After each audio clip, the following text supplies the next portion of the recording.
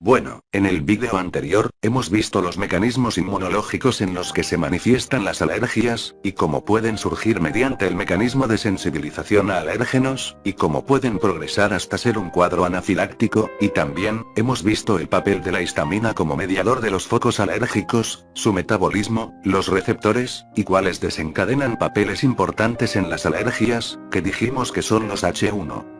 Y bueno, ya teniendo bien comprendido el tema de la histamina, pasemos a la farmacología de las alergias, los antihistamínicos.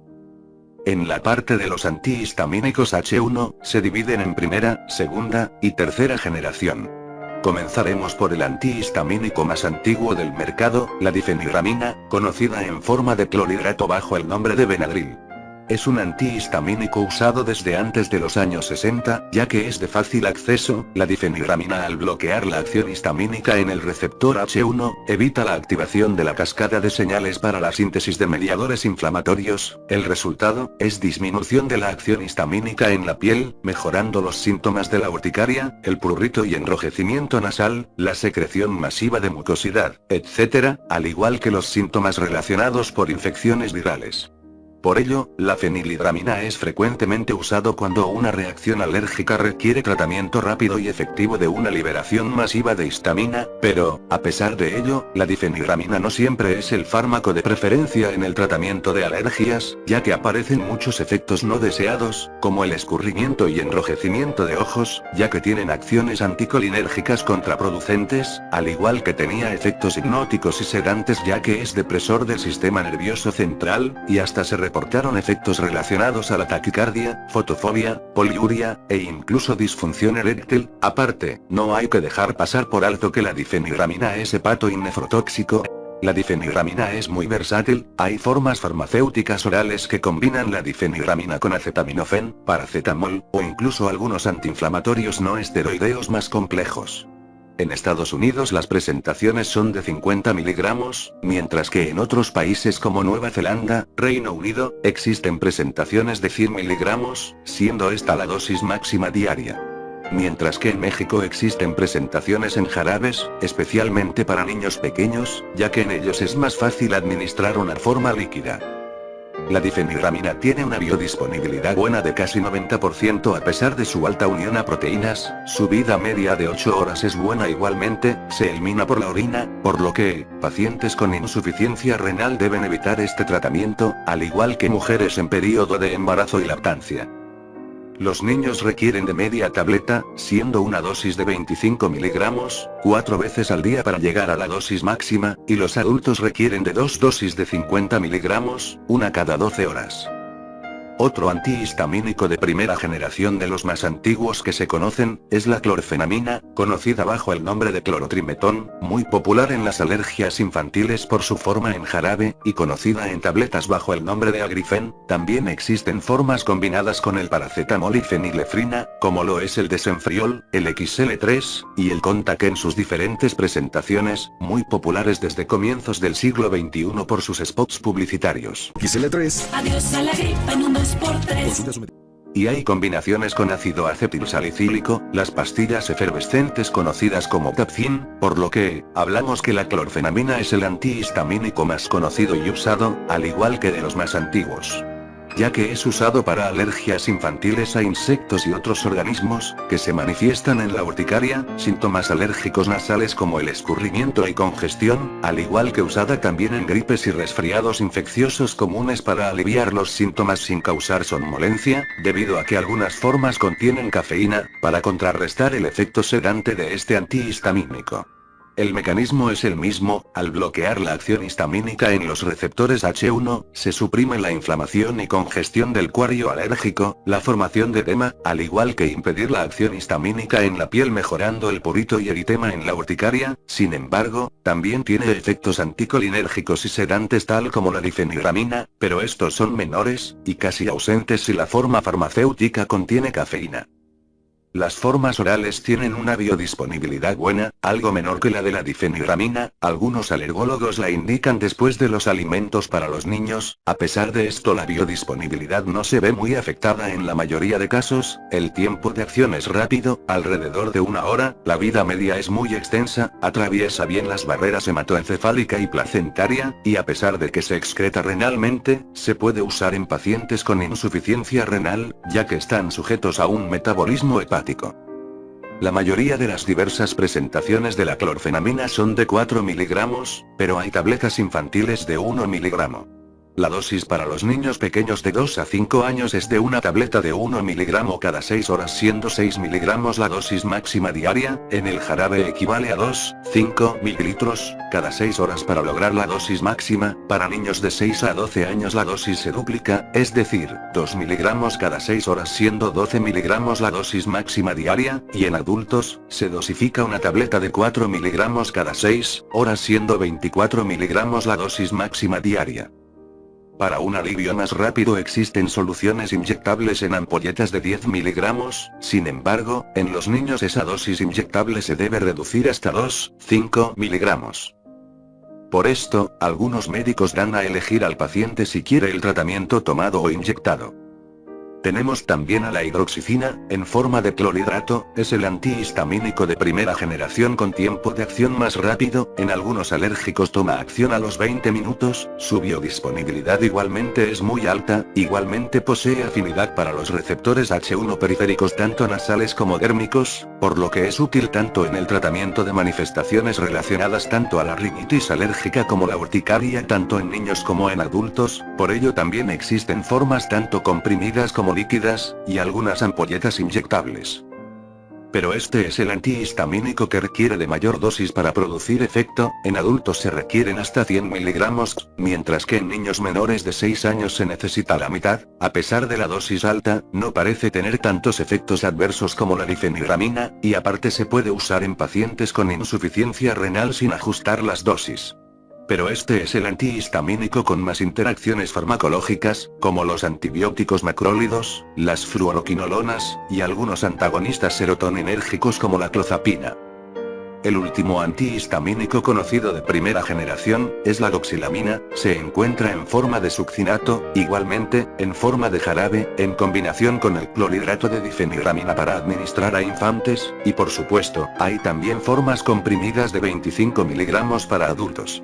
Bueno, la doxilamina es un antihistamínico, pero tiene más afinidad para los receptores H1 expresados en el sistema nervioso central. Por ello, más que un antihistamínico se usa más como un hipnótico y sedante. Su potente capacidad somnífera se debe a que traspasa fácilmente las barreras, incluso mucho más que la difenhidramina y la clorfenamina.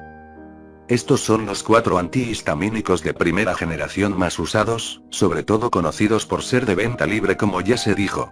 Ahora pasemos a los de segunda generación. Estos son menos conocidos, ya que un alergólogo los indica cuando existen alergias más crónicas, es decir, cuando los síntomas alérgicos persisten por días, incluso cuando se usan antihistamínicos de primera generación.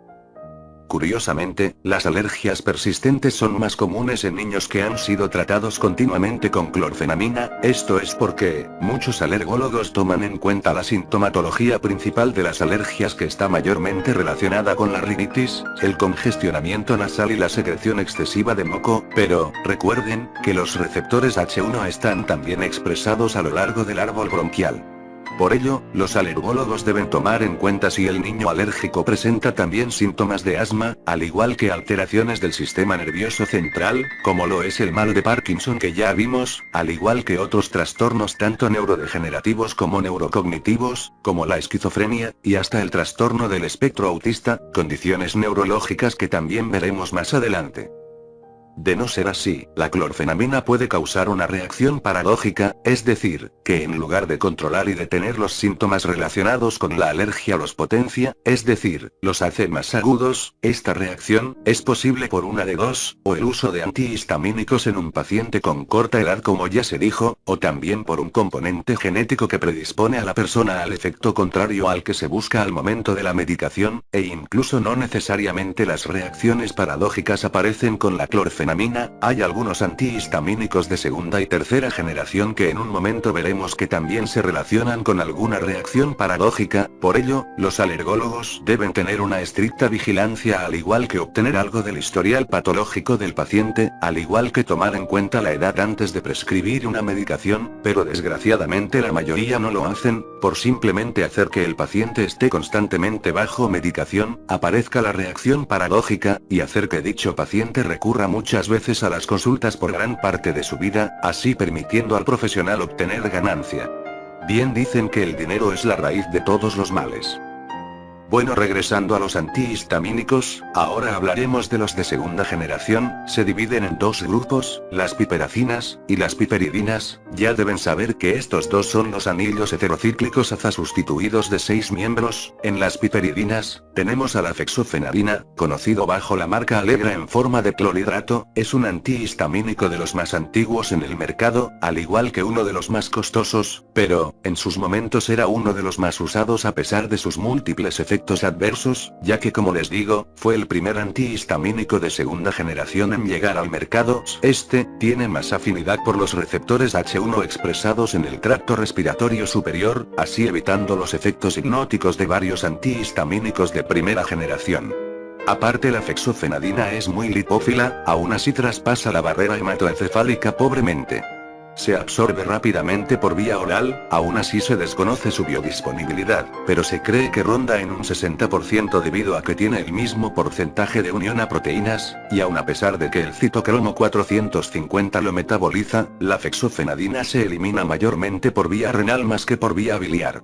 La fexofenadina es mayormente usada en adultos mayores de 40 años, con alergias crónicas y muy persistentes, aparte para controlar los síntomas relacionados con la sinusitis. Por ende, en los niños pierde un poco de efectividad, sobre todo en aquellos que han sido tratados con clorfenamina previamente. Aún así, en la actualidad la fexofenadina es muy indicada por varios alergólogos en alergias infantiles antes de indicar otros antihistamínicos más potentes que veremos más adelante.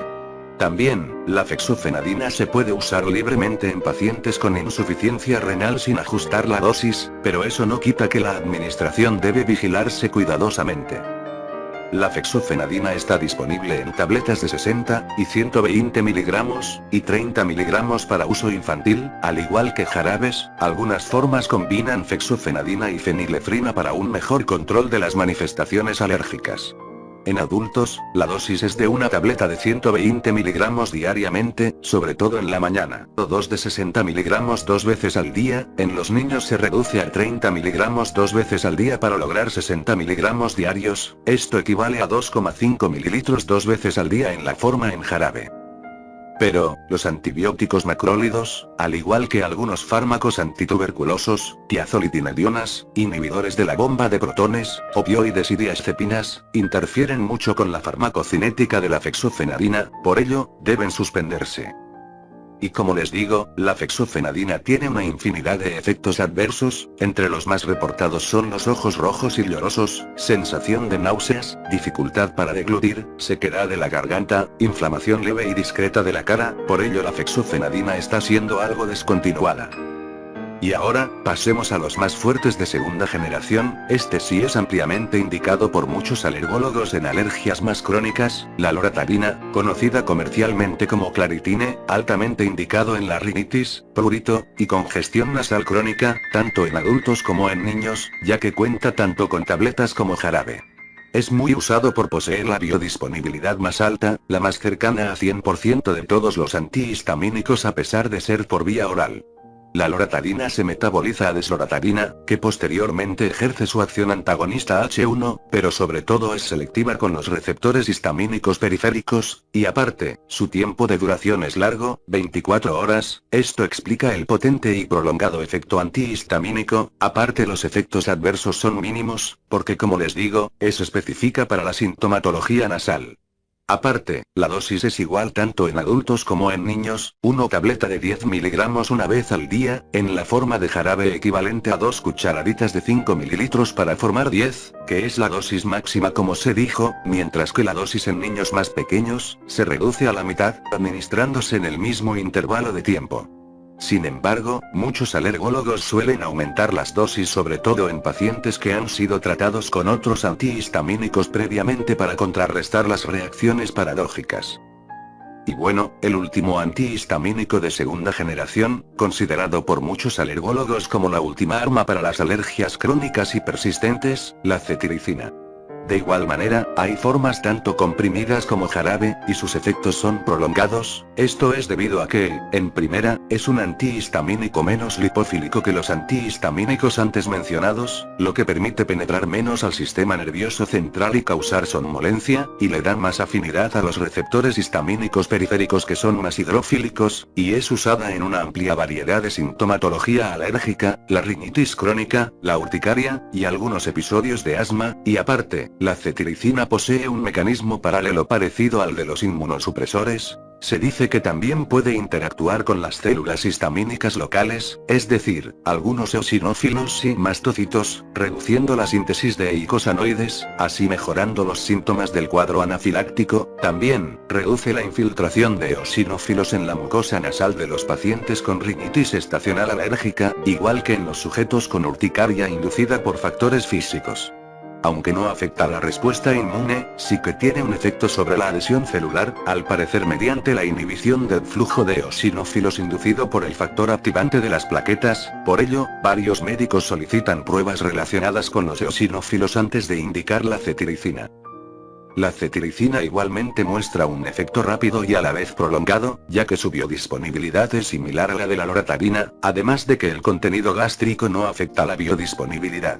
La cetiricina se encuentra en tabletas de 10 miligramos, basta con una sola tableta al día, aunque, en alergias más severas se suele duplicar las dosis, aunque en la mayoría de los casos, independientemente de la gravedad de los síntomas alérgicos, es suficiente una sola dosis para obtener un efecto rápido, duradero y notable. Claro, un aumento de la dosis tiene que ser estrictamente vigilada por un alergólogo. Aparte, las interacciones farmacológicas no son muchas, solo se tienen registrado los opioides, las diazepinas, los ansiolíticos. Y otra cosa, la cetiricina induce muy pocos efectos adversos, por no decir que ninguno, pero eso no quiere decir que esté libre de ellos. Mayormente los efectos adversos se asocian con las cefaleas. Y bueno, sé que hay otros antihistamínicos, pero estos son los más conocidos y usados. Así que, resumiendo, los antihistamínicos, los de primera generación, se caracterizan por traspasar fácilmente la barrera hematoencefálica, y producir efectos no deseados en el sistema nervioso central, que se manifiestan mediante la hipnosis, al igual que, como bien dijimos, no tienen tanta selectividad como los antihistamínicos de segunda generación, por lo que también desencadenan acciones colinérgicas, y al igual que efectos adversos relacionados con la vía serotoninérgica, que como vimos en el primer vídeo de este canal, regula las conductas del sueño. Y aparte no dejemos pasar por alto que la mayoría de ellos desencadena reacciones paradójicas si no se toma en cuenta la edad y otras patologías del paciente alérgico. Mientras que los antihistamínicos de segunda generación, son más selectivos hacia los receptores histamínicos periféricos, y no hacia los del sistema nervioso central, y aparte no traspasan la barrera hematoencefálica tan fácilmente, por ende, no inducen a efectos hipnóticos, desencadenan pocos efectos adversos relacionados con la actividad colinérgica, y sobre todo, estos antihistamínicos al ser metabolitos, es decir formas más activas que otros antihistamínicos, contrarrestan las reacciones paradójicas, por lo que son indicados por alergólogos profesionales. Bueno, ya hemos visto todo el tema relacionado a la histamina como mediador inmunológico, y los antagonistas que inhiben las manifestaciones clínicas producto de la actividad histamínica. En el siguiente vídeo veremos una línea farmacéutica relacionada con el tratamiento de las manifestaciones tanto alérgicas como anafilácticas.